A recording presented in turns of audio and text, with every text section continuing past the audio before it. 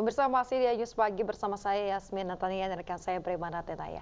Kita ke informasi berikutnya pemirsa, setelah diperiksa selama 1 jam lebih oleh tim investigasi yang dibentuk Pemprov Jawa Barat, pemimpin Ponpes Al Zaitun Panji Gumilang turut bicara mengenai pertemuan tersebut. Tadi kayak gimana? Bahas apa aja berarti Pak?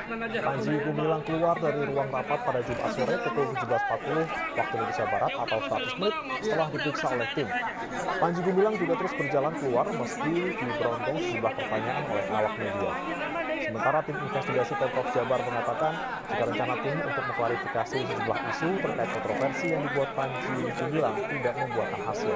Pasalnya Panji Gumilang belum memberikan jawaban dan meminta waktu untuk menjawab beberapa pertanyaan. Jadi beliau itu minta waktu kepada kami untuk mempersiapkan jawaban yang akan kami pertanyakan. Dan beliau minta apa yang akan diklarifikasi kepada beliau. Kami insya Allah nanti akan menentukan sikap ya. Akan membuat laporan dulu kepada Pak Gubernur atas apa yang telah kami. Sementara itu perwakilan MUI Pusat turut hadir dalam pertemuan antara tim investigasi dengan pimpinan Pondok Pesantren Al Zaitun Panji Gumilang. Namun Panji menolak bertemu dengan perwakilan MUI Pusat. Pihak MUI Pusat menyesalkan atas sikap Panji Gumilang yang menolak bertemu dengan tim dari MUI Pusat. Menurut Ketua Tim Peneliti Mahat Al Zaitun, MUI Pusat, Panji Gumilang hanya ingin bertemu dengan tim investigasi untuk Pemprov Jabar. Bukan kali ini saja Panji Gumilang menolak bertemu dengan MUI Pusat. Beberapa hari lalu, Panji juga menolak perwakilan MUI Pusat yang datang ke Ponpes Al Zaitun di Kabupaten Indramayu. Meski demikian, MUI Pusat tetap berupaya untuk hadir menyelesaikan polemik Al Zaitun. MUI menyatakan sangat menyayangkan, menyesalkan karena Panji Gumilang tidak bersedia bertemu dengan tim dari MUI. Kita ketahui bahwa MUI itu lembaga, bukan hanya lembaga legal, tapi kehadirannya itu diakui ya oleh negara. Ya. Di dalamnya ada sejumlah ormas umat Islam yang tugasnya adalah bagaimana merawat keharmonian akidah Islam yang umat Islam.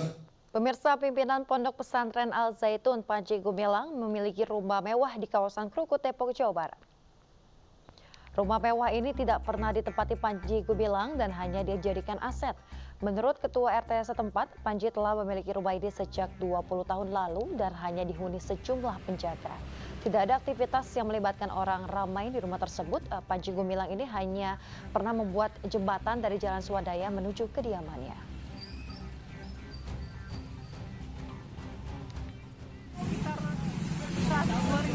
Pokoknya 2000-an, sebelum saya jadi RT. Tahun 2000 berarti saya pun nggak pernah ketemu, cuma penjaganya aja. Oh, Ibu nggak pernah ketemu sama sekali selama punya rumah? Ngasih bantuan nggak buat apa? Kalau dulu ya, kalau sekarang semenjak ini sih enggak. Paling dulu pernah ngasih kurban buat warga. Informasi lain pemirsa, kasus KDRT yang melibatkan pasangan suami istri menjadi tersangka di Depok, Jawa Barat yang menyita perhatian publik masih terus berlanjut. Pihak kuasa hukum tersangka yang merupakan suami telah mengajukan restoratif justice untuk upaya damai dengan sang istri. Kuasa hukum tersangka, Eka Sumanja, sudah mengajukan restoratif justice atau upaya damai dengan tersangka yang merupakan istri. Pengajuan restoratif justice sesuai dengan petunjuk Kapolda Metro Jaya yang berencana mendamaikan kedua belah pihak. Proses mediasi gitu, yang difasilitasi oleh Kapolda, mudah-mudahan atau semoga gitu ya bisa menyelesaikan persoalan yang selama ini terjadi di antara kedua. Kita ke informasi lain pemirsa, Menteri Pertahanan yang juga baca pres dari Partai Gerindra, Prabowo Subianto, mengunjungi kegiatan Pasar Rakyat di Surakarta, Jawa Tengah pada Jumat malam. Prabowo mengapresiasi kegiatan yang dinilai positif untuk mendorong ekonomi rakyat.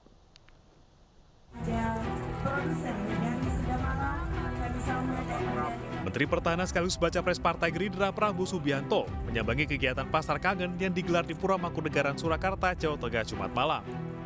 Didampingi pimpinan Pura Mangkunegaran dan sejumlah selebriti, Prabowo berkeliling serta mencicipi makanan dan minuman yang ada di pasar tersebut. Prabowo mengapresiasi kegiatan tersebut yang dinilai positif untuk mendorong ekonomi rakyat.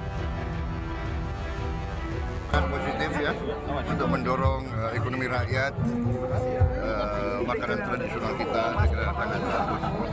Bapak hari ini agendanya di Mangkunegaran apa saja? Tadi saya lihat beberapa stand, ya. Kegiatan Pasar Kangen ini melibatkan 60 UMKM yang ada di wilayah Surakarta dan sekitarnya dan jadi salah satu dari serangkaian kegiatan yang diadakan Pura Mangkunegaran. Dari Surakarta, Jawa Tengah, Septia Toro, iNews melaporkan. Gubernur Jawa Tengah yang juga baca pres PDIP Ganjar Pranowo berkunjung ke Kabupaten Nganjuk, Jawa Timur Jumat sore. Ganjar memberikan motivasi kepada ratusan pelaku UMKM agar mengembangkan usaha mereka dengan memasarkan produk secara daring.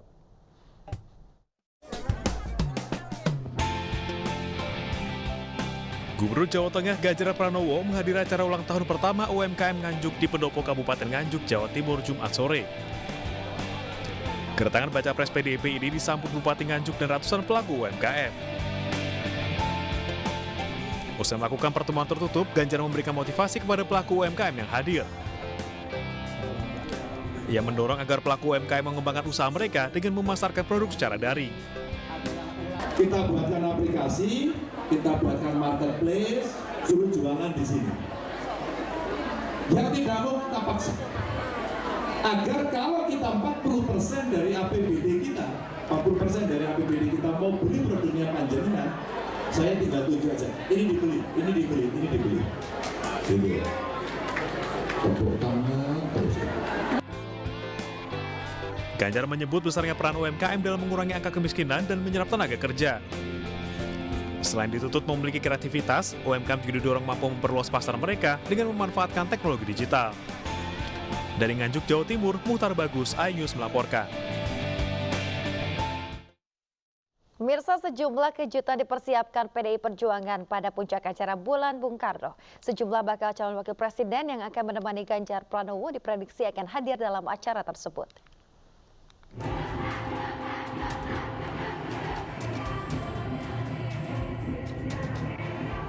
Puncak rangkaian Bulan Bung Karno akan digelar besok di Stadion Utama Gelora Bung Karno, Jakarta. Jelang acara, PDIP menjanjikan akan adanya sejumlah kejutan.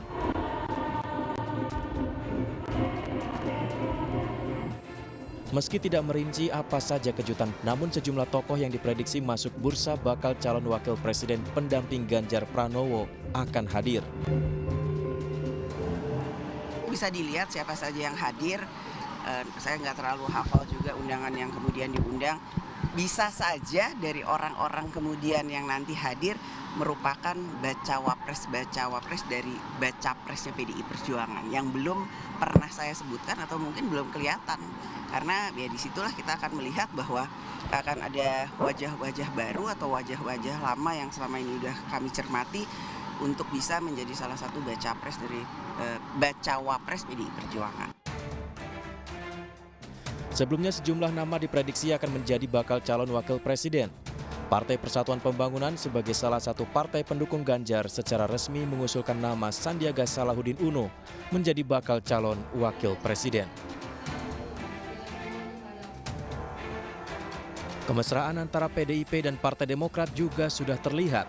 Ketua DPP PDI Perjuangan Puan Maharani dan Ketua Umum Partai Demokrat Agus Harimurti Yudhoyono bertemu di Hutan Kota Senayan, Jakarta Pusat. Pertemuan keduanya membuat banyak pihak memprediksi AHY masuk dalam bursa bacawa pres menemani Ganjar Pranowo. Sementara itu, usai Rakernas PDIP pada 6 Juni 2023, Ketua DPP PDI Perjuangan Puan Maharani sempat menyebut sejumlah nama bacawa pres. Mereka adalah Menteri BUMN Erick Thohir, Gubernur Jawa Barat Ridwan Kamil, Menko Polhukam Mahfud MD, dan Ketua Umum Partai Golkar Erlangga Hartarto. Tim Liputan iNews melaporkan. Warga Kelurahan Manggarai, Jakarta Selatan menyampaikan isi hatinya kepada bacalek dari Partai Perindo, Diska Resya, tentang permasalahan yang sering dihadapi di lingkungan mereka. Pertemuan yang berjalan hangat ini sekaligus menjadi ajang silaturahmi dengan masyarakat.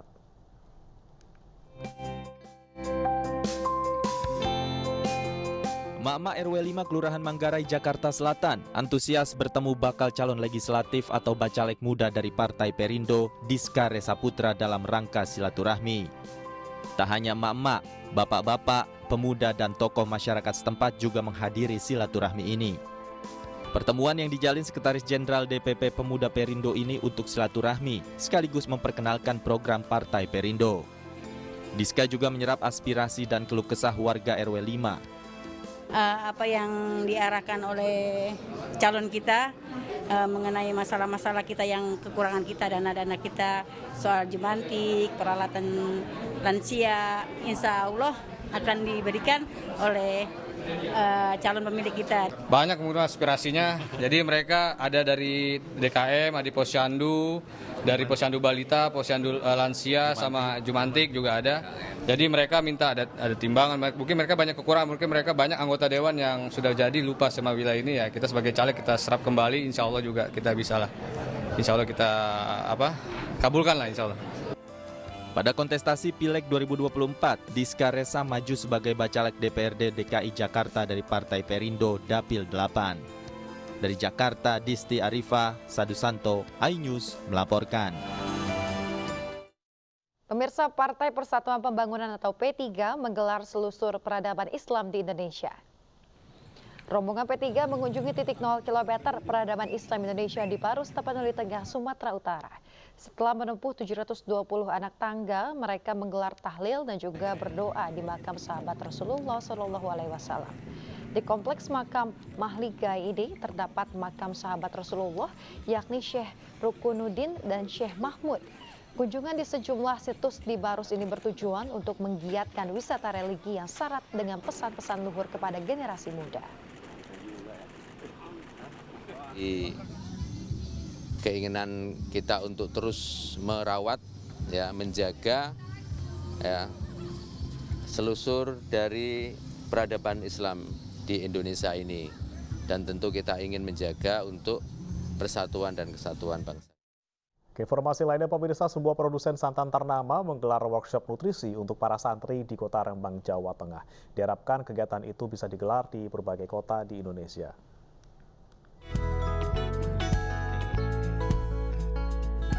PT Sasa Inti bekerjasama dengan RMI PBNU dan iNews menggelar workshop literasi nutrisi santri Nusantara di Ballroom Fave Hotel Rembang, Jawa Tengah, Jumat pagi. Acara dihadiri Ketua RMI PBNU Kiai Haji Hodri Arif, Consumers Acquisition and Retention Afif Fuadi, Head of Media and Consumer Insight Zilham Fahmi dari PT Sasa Inti, serta General Manager Sales iNews Ruli Atmaja, dan para kiai dan santri di Rembang dan sekitarnya. Acara semakin meriah ketika pembicara seorang dokter ahli gizi, Dr. Alex Jursan, membahas soal stunting akibat kekurangan gizi. Untuk itu, santan kelapa dari Sasa yang mengandung omega 3 cocok untuk memenuhi nutrisi gizi para santri dan pelajar di Indonesia. Santri yang merupakan bagian dari generasi muda penerus bangsa harus sehat jasmani dan rohani. Kerjasama antara PT Sasa Inti dan PBNU ini diharapkan akan terus berkelanjutan guna menciptakan generasi santri sehat. Selesai acara, para peserta membawa pulang minuman khas dawet dengan Sasa santan omega 3 dari PT Sasa Inti. Dari Rembang, Jawa Tengah, Heri Purnomo, iNews melaporkan. Pemirsa, pembahasan pendidikan hingga kesehatan masih menjadi sorotan oleh mahasiswa di Universitas Malahayati, Bandar Lampung. Pembahasan ini dihadiri oleh Menteri Sosial Tri Risma hari ini. Berbagai usulan diberikan kepada Menteri Sosial Tri Risma hari ini untuk mengatasi berbagai permasalahan pendidikan sosial hingga kesehatan. Di bidang pendidikan, gagasan diberikan agar peningkatan sarana, prasarana, serta pengembangan kurikulum agar pendidikan sesuai dengan perkembangan zaman. Sedangkan untuk bidang kesehatan, mahasiswa memberikan masukan agar jumlah fasilitas kesehatan ditingkatkan agar dapat diakses masyarakat hingga pelosok.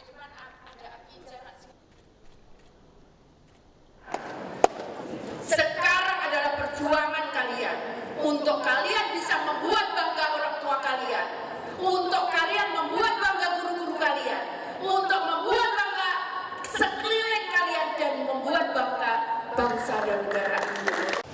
Itu yang luar biasa bagus. Mudah-mudahan itu segera bisa dirumuskan konkretnya. Dan itu harus mendapat dukungan dari pemerintah. Tanggapi bahwa mahasiswa punya keinginan yang sangat luhur, terutama karena itu kebutuhan dasar untuk. Sementara itu di Jawa Tengah, Gubernur Ganjar Pranowo menghadiri pertemuan Himpunan Penghayat Kepercayaan di Karanganyar, Jawa Tengah. Pertemuan dihadiri 1.500 peserta dan kelancaran ibadah dan juga perayaan keagamaan termasuk penghayat kepercayaan dijamin oleh Gubernur Jawa Tengah karena sikap toleransi beribadah selama ini telah dilakukan warga. Dalam pertemuan kali ini, peserta memberikan masukan untuk pemerintah antara lain permasalahan budaya yang harus diperkuat. Indonesia. Dua, kami penghayat kepercayaan budaya bangsa. Pemirsa, melalui dongeng dan pertunjukan boneka, MNC Peduli memberikan edukasi mengenai hidup sehat kepada anak-anak di Potojo Utara, Jakarta Pusat. Cara ini dilakukan untuk menarik minat warga sehingga mereka memahami pentingnya pola hidup sehat.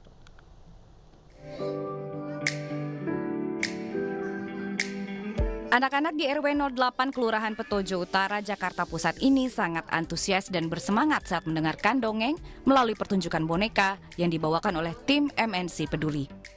Dongeng yang dibawakan oleh Kak Reski ini bercerita mengenai hidup sehat agar anak-anak selalu mengkonsumsi makanan bergizi agar terhindar dari stunting. Selain mendongeng, tim MNC Peduli bekerja sama dengan Posyandu RW 08 Kelurahan Potojo Utara juga memberikan susu sehat kepada anak-anak dan buku mengenai asupan gizi sehat yang berisi penjelasan mengenai pencegahan stunting. Jadi dari pemberian makanan, dari hiburan-hiburan seperti ini gitu, kita bersyukur untuk semangat anak-anaknya dan ibu-ibunya untuk menaikkan tingkat gizi balitanya. Bahagia, senang, anak-anak jadi nambah ceria, kayaknya penuh warna ya, nggak suntuk, nggak ini ceria banget gitu loh. Dengan adanya dongeng ini, jadi anak-anak saya jadi ada kemajuan. Kegiatan pencegahan stunting merupakan bagian dari program Generasi Cerdas Anak Bangsa yang diusung MNC Peduli. Karena yang kita ketahui stunting ini kan berdampak bukan hanya dalam masa pertumbuhan tetapi berkelanjutan juga. Jadi dengan pencegahannya harapannya ini bisa membantu kita untuk mencapai Indonesia Emas 2045. MNC Peduli dan Posyandu RW 08 Kelurahan Potojo Utara telah rutin menggelar kegiatan pemeriksaan kesehatan untuk mencegah angka stunting di lingkungan mereka. Liputan iNews melaporkan. Pemirsa, program transformasi perpustakaan berbasis inklusi sosial menjadi salah satu solusi cerdas pemulihan ekonomi masyarakat, utamanya di masa pasca pandemi COVID-19. Stakeholder meeting nasional digelar di Jakarta, mempertemukan para pemangku kepentingan untuk dapat berkolaborasi atau bersinergi dalam membangun literasi masyarakat. Terbentuk kerjasama dan jejaring antar perpustakaan daerah dengan pemangku kepentingan, serta perluasan program replikasi TPBIS secara mandiri dan juga berkelanjutan. Keberadaan perpustakaan umum perlu diperkuat karena bangku terakhir bagi yang tidak duduk di sekolah formal adalah perpustakaan umum. Definisi literasi adalah kedalaman pengetahuan seseorang pada satu subjek ilmu pengetahuan tertentu yang dengan penuh inovasi dan kreativitas. Pemirsa, Wali Kota Depok menandatangani proses pembangunan alun-alun dan Taman Hutan Kota Depok di area Setu 7 Muara, Sawangan, Kota Depok. Alun-alun dan Taman Hutan Kota Depok ini dibangun dengan anggaran 45 miliar rupiah.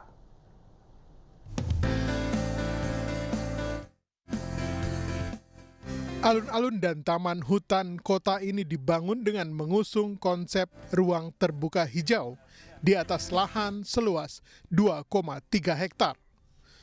Kota Depok mengeluarkan anggaran APBD murni dari Pemkot Depok sebesar 45 miliar. Nantinya akan ada juga pembangunan jembatan gantung dengan anggaran sebesar 12 hingga 14 miliar. Namanya ini adalah Taman Alun-Alun Hutan Kota, ya, karena nanti ada nuansa taman supaya RTH Kota Depok bertambah taman, karena dengan taman nanti akan ada perhitungan ruang terbuka hijau RTH.